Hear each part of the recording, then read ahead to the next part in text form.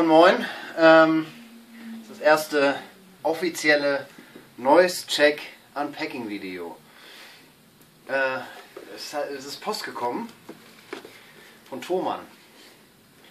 Thomann, schönes Paket, nicht schwer, aber eine gewisse Größe. Gucken wir mal, was da drin ist.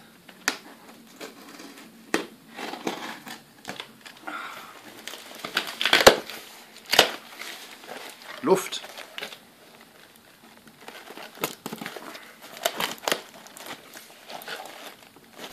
Heiße Luft ist da drin. Nee, nicht heiß. Ja, ganz viele Luftpads hier. 1, 2, 3, 4, 5. Oh. Was ist das denn? Ricote, Mic-Accessoires. Oh, haha, wofür könnte das sein?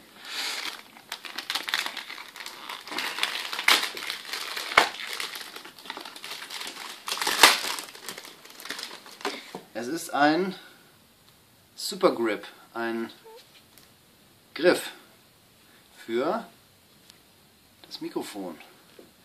Mit entsprechendem Gewinde hoffentlich, und auf der einen Seite, ich weiß nicht wie viel Zoll das sind, aber das wird irgendwo stehen.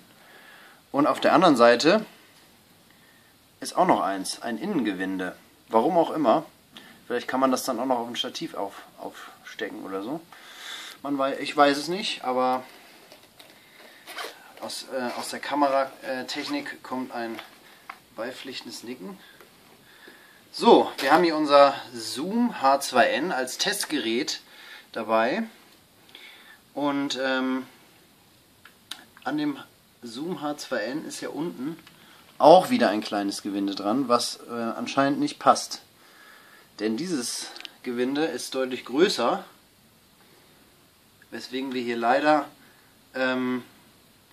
ja, im Prinzip das gar nicht benutzen können. So. Ja, man bräuchte einen Adapter. Haben wir den eigentlich? Ja, haben wir, genau. Aber er ist jetzt nicht verfügbar hier, ne?